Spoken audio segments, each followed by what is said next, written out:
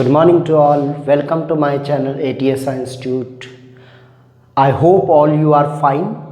तो चलिए आज की क्लास स्टार्ट करते हैं। आज का जो हमारा टॉपिक है कैपिटल गेन में exemption under section 54G, 54GA and 54GB, ये तीनों एग्जेम्पशन हम आज देखेंगे।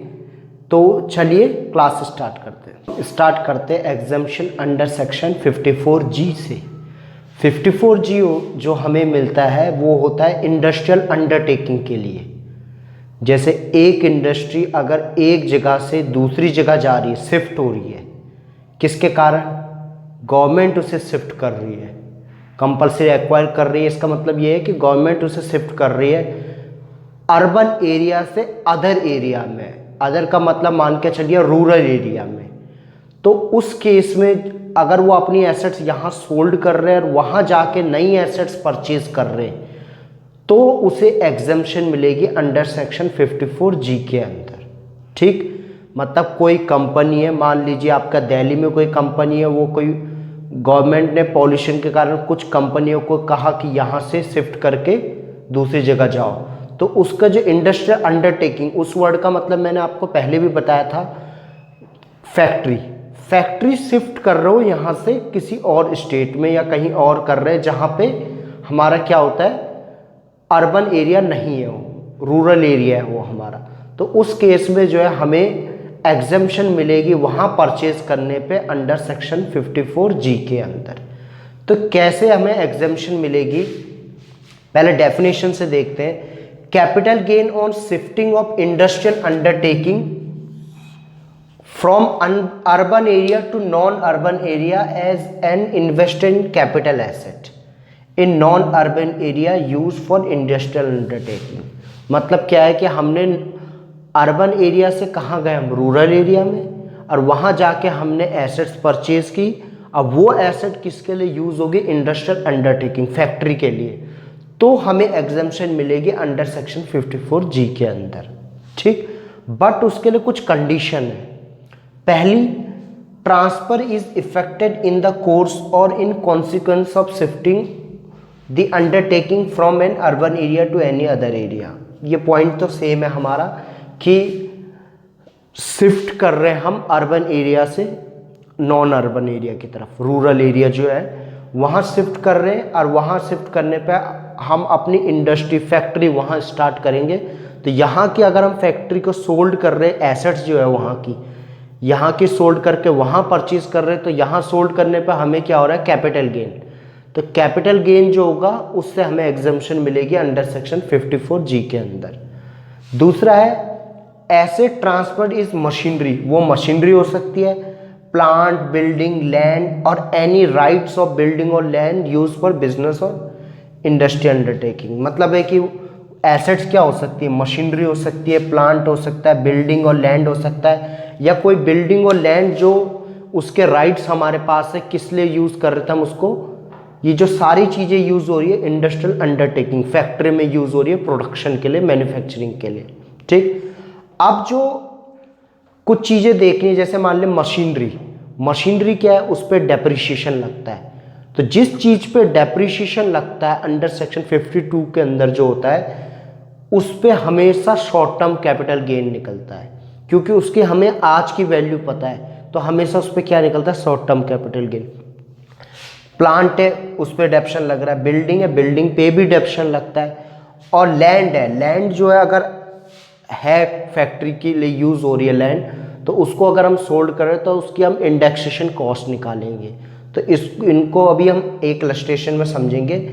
अगला पॉइंट देखते हैं, कैपिटल गेन में बी शॉर्ट टर्म और long term. Capital gain short term हो चाहे लॉन्ग टर्म हो, हमें एग्जेम्पशन मिलेगी। कैपिटल गेन जो होगा उसका जो पैसा एग्जेम्पशन कम मिलेगी, is utilized within 1 year before और 3 year after the date of transfer for the specific purpose. मतलब जो कैपिटल गेन की अमाउंट है उसको हम क्या कर रहे हैं? सेल कर रहे हैं, यूज़ कर रहे हैं किसके लिए? नई एसेट्स परचेज करने के लिए। एग्जेम्पशन लेनी है हमें तो एसेट्स परचेज करेंगे हम इंडस्ट्री के लिए। तो वो कब करनी है? 1 साल पहले या 3 साल बाद। अगर आप बाद में कर रहे हैं यूज़, तो इसके लिए आप कैपिटल गेन अकाउंट स्कीम में क्या करते हैं, डिपॉजिट करते हैं, ठीक। तो उसमें डिपॉजिट हमने पब्लिक बैंक में करना है, बट वो अमाउंट 3 साल के अंदर क्या करनी है, हमने यूज़ करनी है। अगर यूज़ नहीं करते तो वो क्या हो जाएगी, फुली टैक्सेबल हो जाएगी आफ्टर 3 ईयर। अगला पॉइंट ये है कि जो भी अमाउंट डिपॉजिट करते हैं हम before furnishing of ITR return, जो आपके रिटर्न की डेट है उस डेट से पहले आपने क्या करना है, डिपॉजिट कर देना कैपिटल गेन स्कीम में, क्योंकि जब हम ITR फाइल करेंगे तो उसमें भी हम उसको शो करेंगे, ठीक है। तो ये समरी ये निकल के आती है कि आप यहाँ से अपनी फैक्ट्री को शिफ्ट कर रहे हैं नॉन अर्बन एरिया में, रूरल एरिया में, कहीं भी कंट्री के अंदर, और वहाँ जाके आप अपनी एसेट्स परचेज कर रहे हैं फैक्ट्री के लिए, इंडस्ट्रियल अंडरटेकिंग के लिए। तो उसमें जो परचेज कर रहे हैं तो उस सब जितने की भी आप परचेज करें उसकी एग्जेम्पशन मिलेगी आपको, मैक्सिमम कितनी मिलेगी, जितना आपका कैपिटल गेन हो रहा होगा, ठीक है। तो अब हम एक चीज और समझ लेते हैं इसके साथ ही, 54G आ गया समझ, एक और होता है 54GA। GA में सारी कहानी सेम है, बट एक नया पॉइंट आ जाता हमारा स्पेशल इकोनॉमिक जोन, विशेष आर्थिक क्षेत्र, इकोनॉमिक जोन। 54G क्या कह रहा है कि आप क्या करो, अर्बन एरिया से शिफ्ट कर दो रूरल एरिया में, या कहीं भी कंट्री के अंदर शिफ्ट करो अर्बन एरिया से हटा के, ठीक। बट 54GA कह रहा है कि गवर्नमेंट कह रही है कि आप अर्बन एरिया से शिफ्ट करो, अपनी फैक्ट्री को हटाओ यहाँ से, और जहाँ खरीदोगे, स्टेबलाइज करोगे अपनी फैक्ट्री को, वो स्पेशल इकोनॉमिक जोन होना चाहिए। विशेष आर्थिक क्षेत्र होते हैं कुछ गवर्नमेंट ने बनाए हुए, ताकि उस एरिया का जो डेवलपमेंट हो, पिछड़े क्षेत्र होते हैं तो उनके डेवलपमेंट के लिए अगर तुम वहाँ जाके फैक्ट्री खोल रहे हो तो उसके लिए तुम्हें एग्जेम्पशन मिलेगी अंडर सेक्शन 54GA के अंदर।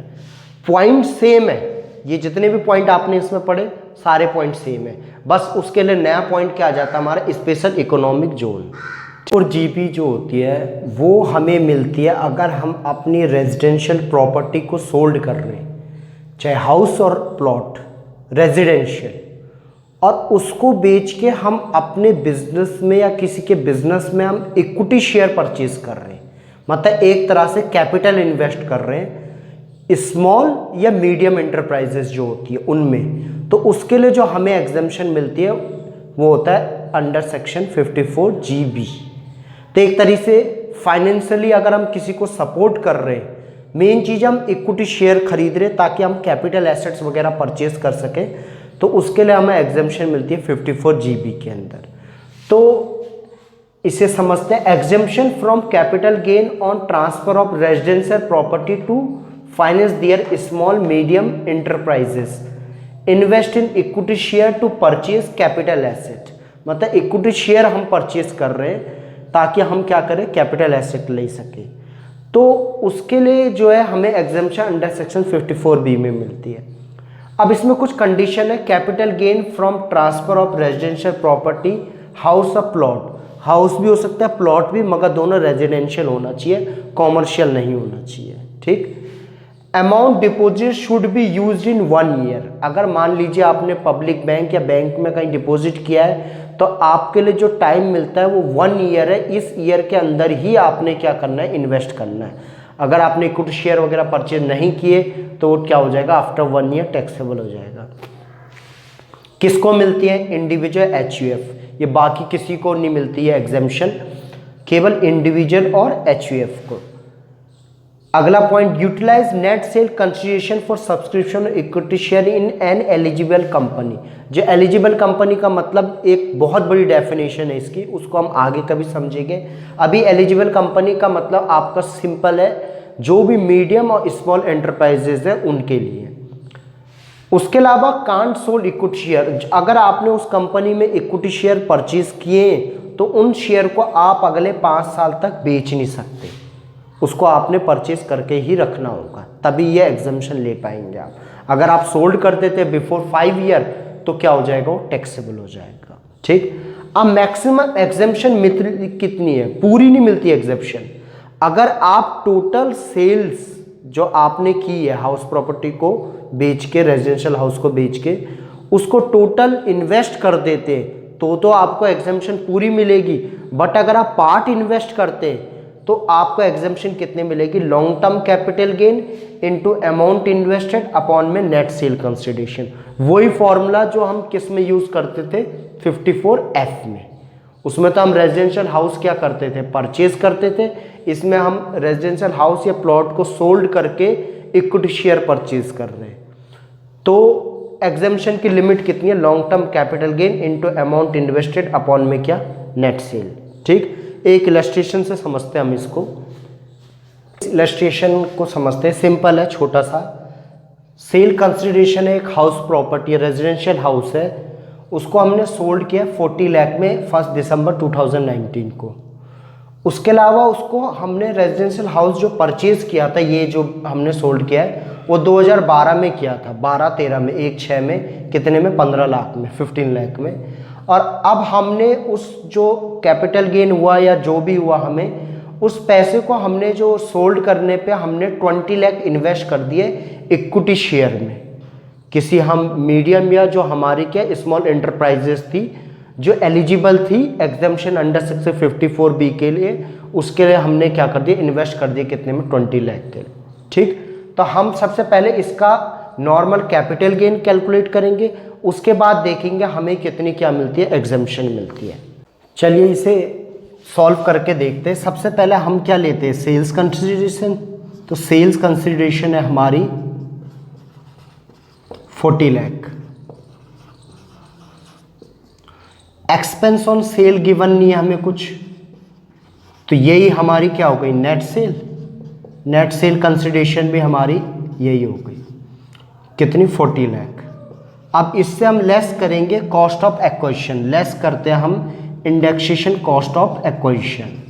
तो एक्वायर करने की जो कॉस्ट है वो है हमारी गिवन 15 लाख। वो भी कब किया उसने, 1/6/2012। तो हम 12-13 की इंडेक्सेशन वैल्यू देखेंगे, मगर ऊपर कौन सी इंडेक्सेशन वैल्यू आती है, जब हमने सोल्ड किया है। तो 1920 में 289, और जो हमारा 12-13 में चेक किया तो वो आया हमारा 100। ठीक, अब इसको सॉल्व करते हैं हम, तो ये आता है हमारा 2167500, 21,67,500। और इसको लेस करने के बाद जो बैलेंस बचता है वो हमारा लॉन्ग टर्म कैपिटल गेन होता है एक्चुअल में। बट हमने क्या किया, ये लॉन्ग टर्म कैपिटल गेन जो लेस करने पाया 40 में से इसे लेस करेंगे 18,32,500, ये हमारा कैपिटल गेन है। बट हमने क्या किया, इन्वेस्ट कर दिया इक्विटी शेयर में एक एलिजिबल कंपनी के कितने, 20 लाख में। तो 20 लाख के लिए हमें एग्जेम्पशन लेनी होगी, पूरी अमाउंट तो की नहीं है, लेस करेंगे exemption under section 54GB। Amount invested जो बताया था मैंने आपको 20 lakh into long term capital gain. Long term capital gain कितना था हमारा, 18,32,500 अपॉन में नेट सेल। नेट सेल हमारी गिवन है 40 लाख, तो ये डिवाइड हो जाएगा 2 और ये हमारा आ जाएगा 9,16,250। तो इसको, ये हमें एग्जेम्पशन मिलेगी, इसको लेस करेंगे हम तो हमारा जो फाइनल निकलेगा वो हमारा लॉन्ग टर्म कैपिटल गेन होगा। तो ये भी हमारा 9,16,250। ठीक, तो ये जो फाइनल जो हमारा निकला है वो लॉन्ग टर्म कैपिटल गेन है। तो आपको समझ आ गया 54GB जो किसके लिए मिल रहा है हमें, रेजिडेंशियल प्रॉपर्टी को सोल्ड करने के बाद अगर हम कोई एलिजिबल स्मॉल या मीडियम एंटरप्राइज में के इक्विटी शेयर वगैरह परचेज करते हैं तो उसके लिए हम एग्जेम्पशन लें। जो भी हमारे न्यू यूज़र्स है प्लीज़ इस चैनल को सब्सक्राइब कीजिए ताकि आपको ऐसे ही अच्छी इन्फॉर्मेशन आगे मिलती रहे। और जो हमारे यूज़र्स है प्लीज़ लाइक कीजिए, शेयर कीजिए अपने फ्रेंड्स के साथ। मिलते हैं नेक्स्ट वीडियो में।